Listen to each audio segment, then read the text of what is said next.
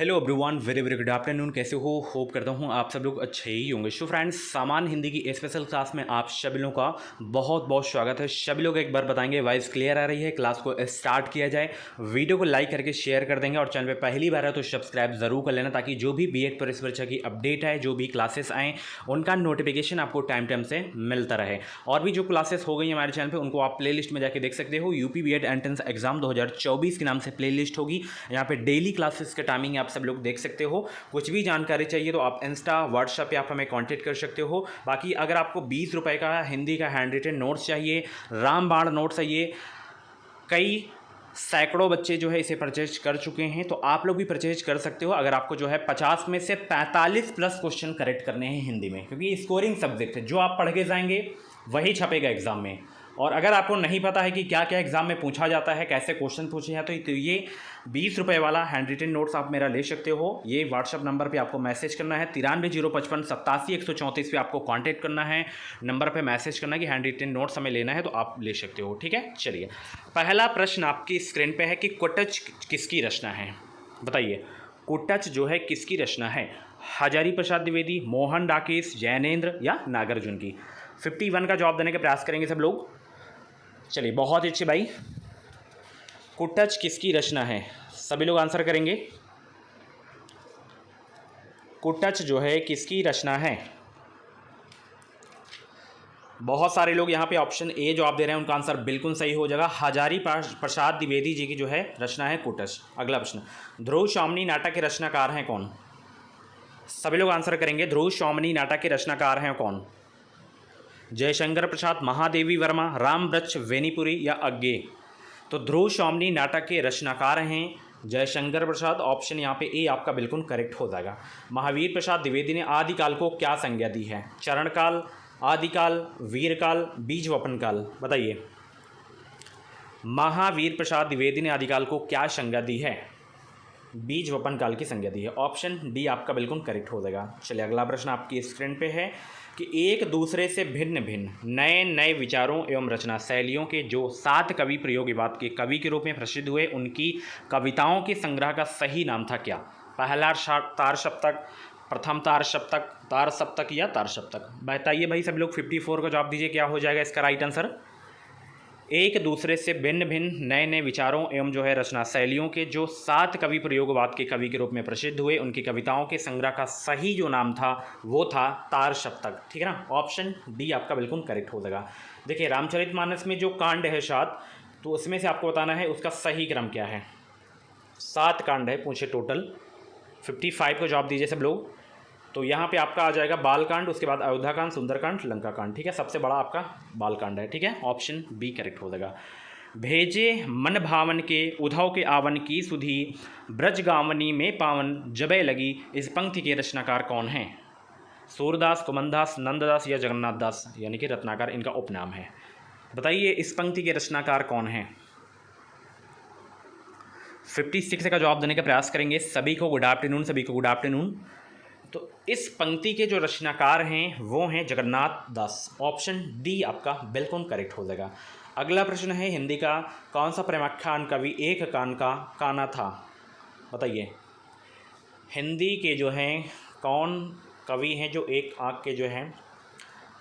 बताइए सब लोग, 57 के जवाब दीजिए। तो वो थे जायसी जी। ऑप्शन डी आपका बिल्कुल करेक्ट हो जाएगा। हिंदी का पहला पत्र कौन सा है? बताइए, हिंदी का पहला पत्र उदंत मार्तंड, इतिहास, तिमिर, नासक, बनारस अखबार, हरिश्चंद्र मैगजीन? हिंदी का पहला पत्र कौन सा है भाई? 58 का जवाब दीजिए सब लोग। बहुत अच्छे। और सभी लोग वीडियो को लाइक करके शेयर कर दो। चैनल पे पहली बार हो तो सब्सक्राइब जरूर कर लेना। कुछ भी अगर आपको जानकारी चाहिए तो आप व्हाट्सएप पे हमें मैसेज कर सकते हो, इंस्टाग्राम पे भी आप हमें मैसेज कर सकते हो। हिंदी का पहला पत्र है उदंत मार्तंड। ऑप्शन यहाँ पे ये आपका बिल्कुल करेक्ट हो जाएगा। अगला प्रश्न आपकी स्क्रीन पे है, समूहवाचक संज्ञा का उदाहरण कौन सा है? समूहवाचक का बुढ़ापा, साकेत, ऊन या कच्छा? तो समूहवाचक संज्ञा का उदाहरण है इसमें आपका कच्छा। ऑप्शन बी करेक्ट हो जाएगा। परिणामवाचक विशेषण है कौन सा? परिणामवाचक 5 किलो, छोटा, पापी, चौथा। तो जिसे मापा तौला जाए, माप तौल की बात हो जहाँ पे, तो वहाँ पे परिणामवाचक होता है। तो 60 का ऑप्शन ए आपका बिल्कुल करेक्ट हो जाएगा। ठीक है ना? चलिए, संप्रदान की विभक्ति है, जितने भी कारक हैं उनकी विभक्ति याद होनी चाहिए आपको। कर्ता ने कर्मों को करण से के द्वारा, अपादान, सब याद होना चाहिए आपको, ठीक है ना। संप्रदान की विभक्ति है, तो संप्रदान का होता है क्या, के लिए, ठीक है ना। चलिए बहुत अच्छे। सर्वनाम के कितने प्रकार हैं, सर्वनाम के कितने प्रकार हैं, यानी कि भेद बताना है सर्वनाम के कितने होते हैं।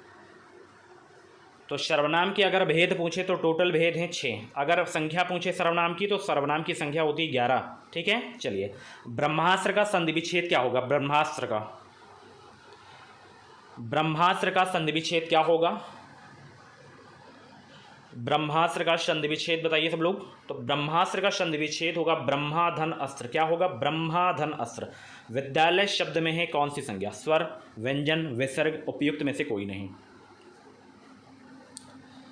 64 का जवाब देंगे सब लोग। विद्यालय शब्द में संधि कौन सी है, विद्याधन आलय, स्वर संधि का उदाहरण, ठीक है ना। चलिए बहुत अच्छे। सरल या साधारण वाक्य किसे कहते हैं, बहुत ही इंपॉर्टेंट क्वेश्चन है और बहुत ही सरल प्रश्न भी है। सरल या साधारण वाक्य किसे कहते हैं, तो जिसमें एक उद्देश्य और एक विधेय और एक ही क्रिया हो तो उसे क्या कहते हैं, सरल वाक्य और साधारण वाक्य कहते हैं। ऑप्शन यहाँ पे आपका डी वाला बिल्कुल करेक्ट हो जाएगा। अगला प्रश्न देखिए, यहाँ पे आपकी स्क्रीन पे आ गया है कि किसी के कथन को उद्धृत करते समय किस विराम चिन्ह का प्रयोग किया जाता है, बताइए। किसी के कथन को उद्धृत करते समय किस विराम चिन्ह का प्रयोग किया जाता है, तो वो विराम चिन्ह है कौन सा, अवतरण या उद्धरण चिन्ह, ठीक है। ऑप्शन बी आपका बिल्कुल करेक्ट हो जाएगा। सही विराम चिन्हों वाला वाक्य कौन सा है, 67 का जवाब दीजिए सब लोग। सही विराम चिन्हों वाला वाक्य कौन सा है, तो वो आपका ये वाला है कि छी तुमने तो नाम ही डुबो दिया, विस्मय बोधक का चिन्ह लगा हुआ है, ठीक है। चलिए अगला प्रश्न, कौन सा शब्द यहाँ पे बहुव्रीहि समास का सही उदाहरण है, निशिदन, पंचानन, चौमासा, विषधर। तो बहुव्रीहि समास का उदाहरण कौन सा है, सभी लोग आंसर देने का प्रयास करेंगे भाई। बाकी क्लासेस आपको प्लेलिस्ट मिलेंगी, तो एक बार प्लेलिस्ट जरूर आप चेक करना। यूपी बीएड एंट्रेंस एग्जाम 2024 के नाम से प्लेलिस्ट होगी, उसमें आपको सारी की सारी क्लासेस मिल जाएंगी। कौन सा शब्द बहुव्रीहि समास का सही उदाहरण है इसमें, तो यहाँ पे देखना विषधर, विषधर आपका बहुव्रीहि समास का सही उदाहरण है, ठीक है। चलिए विशेषण और विशेष के योग से कौन सा समास बनता है, कर्मधारय, तत्पुरुष, द्वंद्व या दिगु, बताइए सब लोग। विशेषण और विशेष के योग से कौन सा समास बनता है, कर्मधारय समास बनता है, ठीक है ना। बहुत अच्छा प्रश्न था।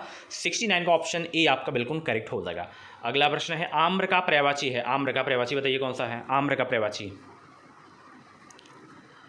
आम्र का हो जाएगा रसाल, क्या हो जाएगा, रसाल हो जाएगा। 70 का ऑप्शन डी आपका बिल्कुल करेक्ट हो जाएगा।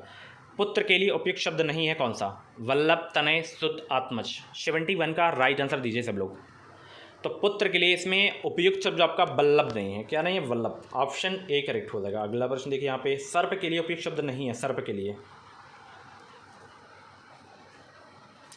कनक नहीं होगा, कनक, ठीक है ना। बाकी सब हैं तीनों सर्प के लिए। दिए गए प्रश्नों में विलोम शब्द बताना है, उपकार का विलोम क्या होता है, उपकार का, सभी लोग बताएंगे उपकार का विलोम शब्द क्या होगा, उपकार का। तो उपकार का होता है विलोम शब्द अपकार, क्या होता है डियर, अपकार होता है। गंभीर का क्या होता है, गंभीर का विलोम बताइए, तो गंभीर का होता है वाचाल, क्या होता है, वाचाल होता है। आस्था का क्या होगा, आस्था का, आस्था का क्या होगा, अनास्था हो जाएगा। ऑप्शन ए आपका बिल्कुल करेक्ट हो जाएगा। अनादर का क्या होगा, अनादर का विलोम शब्द, 76 का जवाब दीजिए। अनादर का क्या होगा, आदर हो जाएगा, क्या हो जाएगा, आदर हो जाएगा। ऑप्शन बी आपका बिल्कुल करेक्ट हो जाएगा। 77 से 79 तक में वाक्यांशों के लिए शब्द बताना है कि जिसे जीता ना जा सके उसके लिए शब्द क्या होगा, अनंत, आगाध, आगे, अजय। जिसे जीता ना जा सके उसके लिए शब्द होगा आजे, क्या होगा डियर, आजे हो जाएगा। ऑप्शन डी आपका बिल्कुल करेक्ट हो जाएगा। किसी काम को चित्त लगाकर करने वाले के लिए शब्द क्या होगा, बताएंगे सब लोग। किसी काम को चित्त लगाकर करने वाले के लिए शब्द क्या होगा, उसके लिए शब्द होगा दत्त चित्त, क्या होगा, दत्त चित्त होगा। ऑप्शन बी आपका बिल्कुल करेक्ट हो जाएगा। स्त्री जो कविता रचती है उसके लिए शब्द क्या होगा, very very most important question आपके एग्जाम के लिए। स्त्री जो कविता रचती है उसके लिए शब्द होगा कवित्री, ये कवि का स्त्रीलिंग होता है। ये शुद्ध अशुद्ध वर्तनी में पूछा जाता है कि कवित्री का शुद्ध रूप कौन सा होता है, तो ये बहुत इंपॉर्टेंट है, याद करके रखना। छीण का तद्भव क्या होगा, छीण का, छेड़ना, झीना, छीन, क्षणिक। तो छीण का तद्भव होता है, क्या होता है, छीन होता है। ऑप्शन सी आपका बिल्कुल करेक्ट हो जाएगा। निम्नलिखित शब्दों में तत्सम शब्द कौन सा है? तत्सम, निम्नलिखित शब्दों में तत्सम शब्द कौन सा है? चूर्ण होगा, ठीक है ना। चूर्ण, चूर्ण आपका तत्सम शब्द है। टी1 का ऑप्शन ए करेक्ट हो जाएगा। एक तत्सम तथा एक तद्भव शब्द का जोड़ा है कौन सा?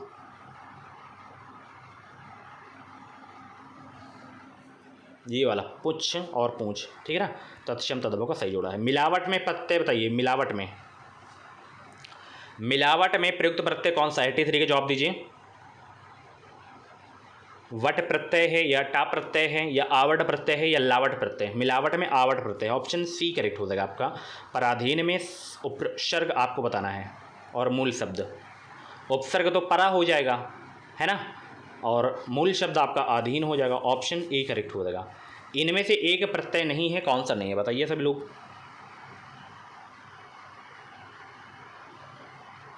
अनु नहीं है क्योंकि ये उपसर्ग है, ठीक है। चलिए अगला प्रश्न देखिए, यहाँ पे उपसर्ग चुनकर लिखना है। अपमान में उपसर्ग बताना है। अपमान में कौन सा उपसर्ग है?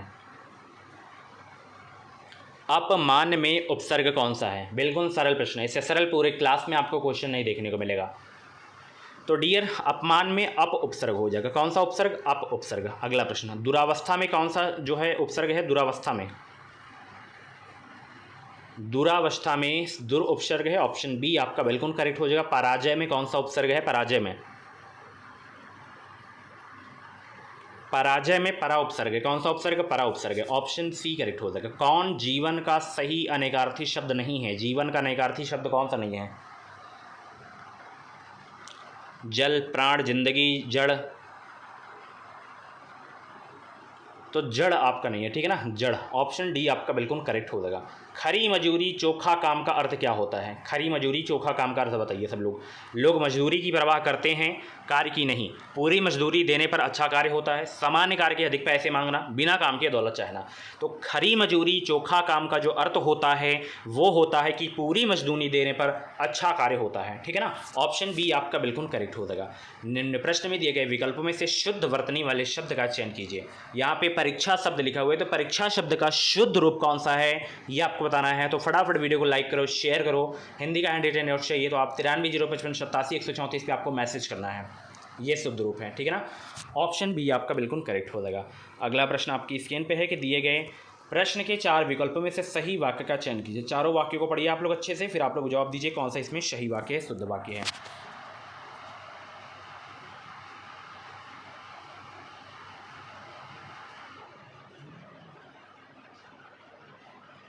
तो इसमें देखिए आपका जो शुद्ध वाक्य है, सही वाक्य है, वो कौन सा होगा? ये वाला कि बालक दुकान से मिठाई लेकर दौड़ता हुआ घर आया। अगला प्रश्न देखिए यहाँ पे, शांत रस का स्थायी भाव क्या है? शांत रस का, शांत रस का स्थायी भाव क्या होगा?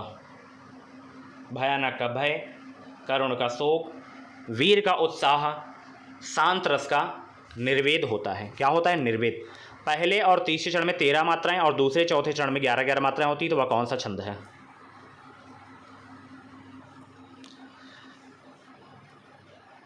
तो 13-11 जो मात्राएं होती हैं वो होती हैं दोहा में, और 11-13 किस में मात्राएं होती है? दोहा का उल्टा सोरठा होता है। तो ऑप्शन यहाँ पे बी आपका बिल्कुल करेक्ट हो जाएगा। जहां उपमेय में उपमान की संभावना की जाए वहां अलंकार होता है कौन सा? जहां उपमेय में उपमान की संभावना की जाए वहां अलंकार होता है, वहाँ होता है उत्प्रेक्षा अलंकार। ऑप्शन सी करेक्ट हो जाएगा। चलिए, निम्नलिखित गद्यांश को पढ़कर दिए गए प्रश्नों के सबसे उचित विकल्प लिखिए। यहाँ पे एक गद्यांश भी आपको हिंदी में देखने को मिलेगा। तो देखिए, गद्यांश का करने का तरीका मैं आपको बता दे रहा हूँ। सबसे पहले आपको करना क्या है, गद्यांश आपको देखने को मिल जाएगा। 5 प्रश्न आ रहा है तो 3 क्वेश्चन आपको डायरेक्टली आंसर जो उसके मिलेंगे आपको गद्यांश से ही देखने को मिलेंगे। 2 क्वेश्चन व्याकरण बना देता है, उसी में रिलेटेड जो शब्द रहेंगे उसी से रहेंगे, गद्यांश से ही, ठीक है। तो सबसे पहला कार्य आपको प्रश्न पढ़ना है, उसके बाद उत्तर आपको गद्यांश से मिल जाएंगे। एक्स्ट्रा माइंड आपको यूज नहीं करना। हाँ, व्याकरण के प्रश्न रहेंगे 2, एक आप पहचान ही जाएंगे। तो इसमें संधि पूछ रहा है, समास पूछ रहा है, या शुद्ध अशुद्ध पूछ रहा है, या समानार्थी पूछ रहा है, शब्द आपका उसी में से रहेगा, पूछेगा कुछ और। तो उपयुक्त अवतरण का उपयुक्त शीर्षक चुनिए। तो इसको जो पढ़ेंगे मैं PDF सेंड कर दूंगा। तो इसका जो राइट आंसर होगा कि उपयुक्त अवतरण का जो उपयुक्त शीर्षक है कि मनोविश्लेषण शास्त्र का मायाजाल इसका है, ठीक है। हमारे चेतन चित्त के विचारों और कार्यों को क्या दे रही है? हमारे अवचेतन चित्त की शक्तिशाली सत्ता ही रोक देती है। युवक चित्त को सबसे अधिक प्रभावित जिस शास्त्र ने किया वह कौन सा है? वो है मनोविज्ञान और मनोविश्लेषण शास्त्र।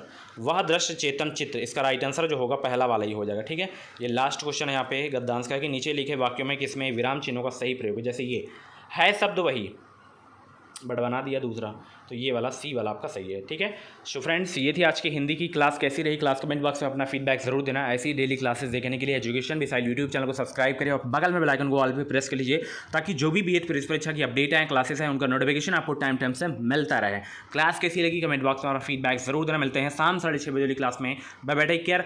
अपना हिंदी का स्कोर आज जरूर बताना, 50 में से कितने क्वेश्चन आपके करेक्ट हुए हैं, 25 प्रश्न, 30 प्रश्न, 35, 40, कितने भी सही हुए हो आप अपना रियल स्कोर जरूर बताना। Bye bye, take care.